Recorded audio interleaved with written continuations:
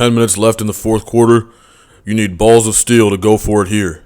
Well, that's exactly what Curt Cignetti did, and Mendoza executed.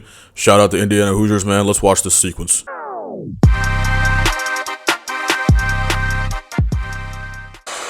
And this is the drive by Indiana. You respond to Miami scoring a touchdown to begin the fourth quarter, right? You got the fourth quarter, you're up 3. Or this is where you can choke, or you can matriculate down the field and control the clock again and get and score, right? Black, what a play, pitch and catch by the Heisman Trophy winner to the receiver who has come on strong after a very quiet first half of the season. Rarely involved at all in the first 7 games. That's right. Curt Cignetti at this point in the drive has already converted a fourth down, right? Fernando Mendoza, the Indiana Hoosiers offense, Shanahan, and Curt Cignetti, who made the call to go for it on fourth down twice. That's right, and then when Saran had an injury, he got an opportunity, and then once he got to his opportunities the last 6 games, they've just not been able to take him off the field.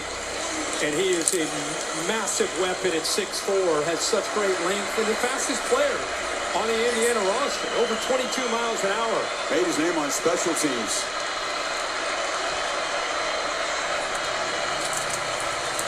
Black. In the heavy traffic, it'll set up third down in medium. They did really a good job of spreading that Miami defense out in man-to-man coverage. They knew exactly what they wanted. When you defend Indiana, there's 2 things that come out.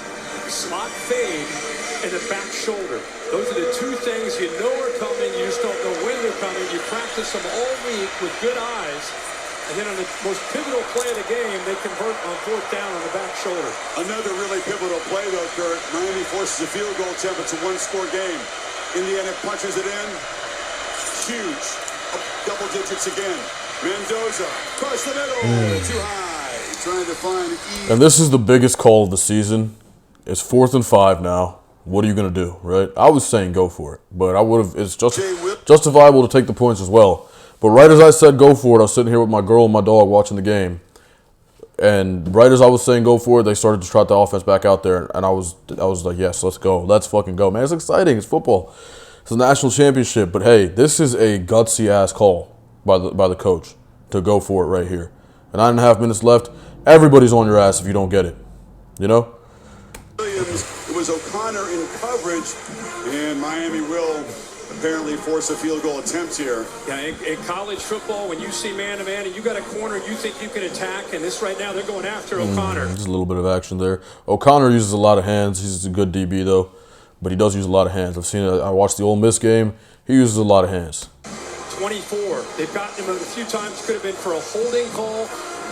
And this time, you're wondering as well, they find those matchups. But they're eyeing 24 without a doubt.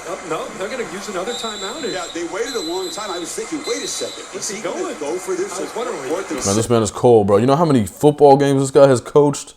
Dog. You know how many football games he's been on the sideline for and made decisions that led to his team winning or losing, and more likely than not winning, given his history? Google him.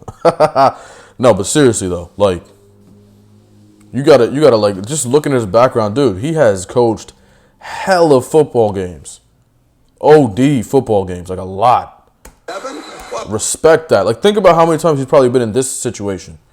This is like, bro, like, he has so much experience to rely on. Like, it's crazy, bro. Wait a second. It's crazy to just think about. He decided late to run the field goal team out. There wasn't nearly enough time on the play clock to get things settled. Wouldn't that have been your reaction? Yeah, to go for it again? Like, I've coached a lot of basketball as a head coach at different levels, various levels.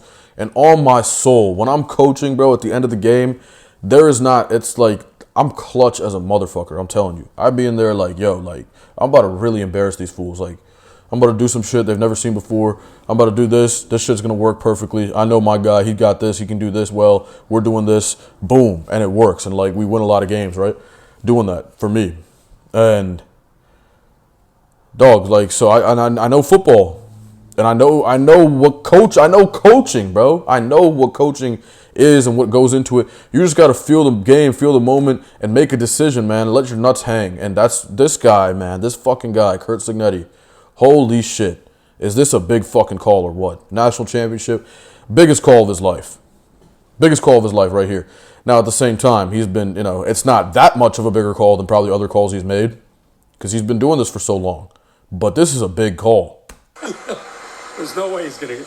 Well, you brought it up. If they can get another touchdown, it's making a 2-possession game. And he's feeling it, looking at the play sheets, looking at probably considering the statistics and the analytics, trying to think about what the best thing to do here is. Like, what are our odds here? What should we do?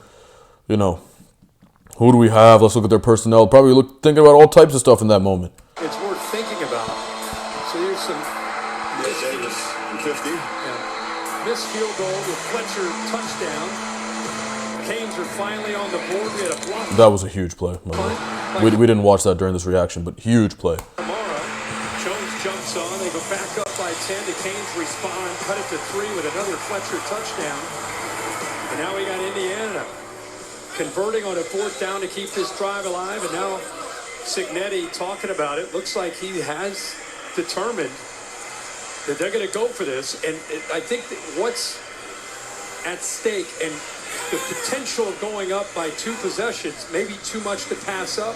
And you, worst case, pin them inside the 15 if you don't get it. Well, I mean, the same number, Mendoza and Radovich, the kicker, both number 15s. We're trying to figure out who do you want out there. No, Cignetti made up his mind. You could tell, probably talked to the analysts and said, guys, we got a chance here to go up by 2 possessions with 9:27. I think it's worth the chance. Miami had to get the field goal block team off to get some pass rushers back on there. Here we go. Got to get to the 8. He's going to take off and run. Mendoza weaves his way first and go diving toward the end zone. Touchdown! Ice, man, ice. Ice, QB lead draw, Mendoza, what a play. What a play, man. Way to read your blocker's ass on this.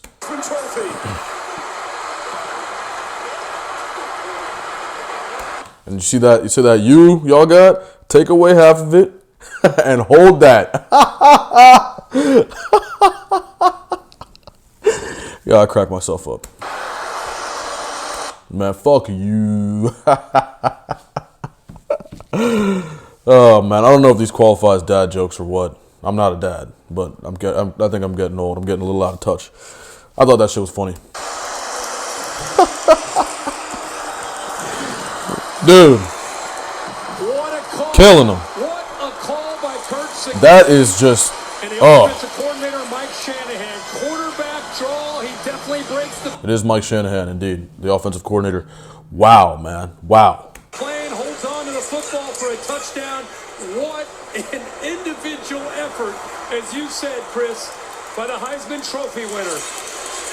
Very, very few design runs. Man, this is the Sith, bro. We're literally the Sith. Had not been a part of the plan. Cignetti. Just ultra disciplined. We're not a bunch of rebel warriors, right? We are, dude, I mean, we are like a well-oiled machine. Disciplined, well-orchestrated. We're going to execute, do our job. Everybody's doing their job, and we're moving. You know what I mean? Like, dog, oh my God, man. Yeah, Mike. QB lead draw 4th and 5 to win the national championship or to put yourself in a great position. This was the winning play.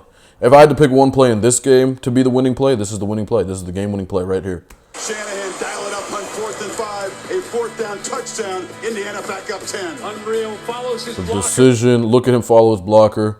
Drew Evans leads his way in. Stays on his feet and gets in the end zone. That's just icing on the cake. I mean, just getting that 4th and 5 was enough. But really, man, it was about what Mendoza was determined to do. Back in his home city with 9 oh my God. Oh my soul, that is so cold, bro. Like, if you've never been in that position, bro, being a coach, and you put that shit, like, you make a call, and then it goes out and it works exactly like in a big situation. Oh my God. It feels like, I mean, it's like hitting a, scoring a game-winning touchdown, making a game-winning tackle. Like, it's literally like that. There's his dad. You see his coach signaling touchdown. That's way out of character. Dog, the dopamine rush, when you're coaching and you see the points differential increase, it's like that's like one of the best feelings, bro. I'm not even gonna lie. That's one of the best feelings. And then when you, like, in the national championship, this had to be like a great Curt Cignetti. You got to ask him specifically, like, if you could analyze his brain chemistry in that moment, how much dopamine did you just get, bro? Like a lot. That's more than any drug can give you, for sure. Championship is presented by AT&T.